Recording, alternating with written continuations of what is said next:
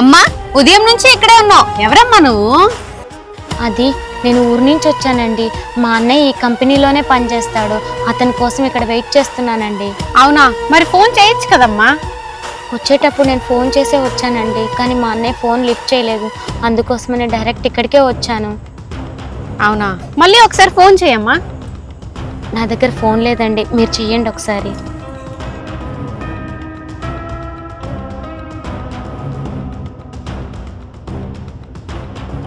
ఏమైందమ్మా? మా అన్నయ్య ఫోన్ ఎత్తట్లేదు మేడం. ఇంతకీ మీ అన్నయ్య పేరేంటమ్మా? వంశీ మేడం. వంశీయా? వంశీ అనే పర్సన్ మా కంపెనీలో ఒకరు ఉన్నారు. అతన్ని పిలిపిస్తాను, ఒకసారి ఉండు. సరే మేడం. హలో వంశీ, ఒకసారి బయటికి రా. ఓకే.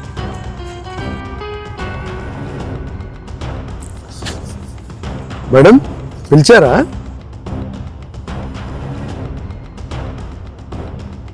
వంశీ, ఈమెవరో నీకు తెలుసా?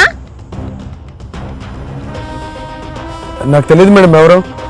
వాళ్ళ అన్నయ్య కోసం చాలా దూరం నుండి వచ్చారంట. తెలియదు మేడం నాకు.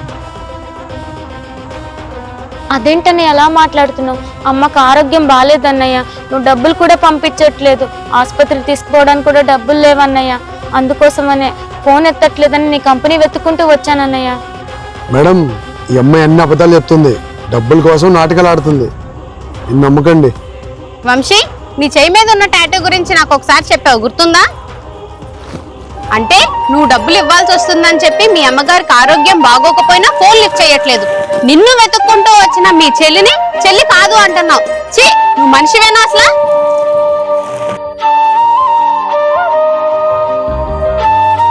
ఇదిగో అమ్మా, తీసుకో.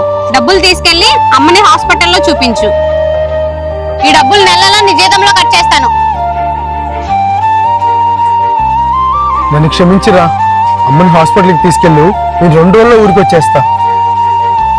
సరే అన్నయ్య.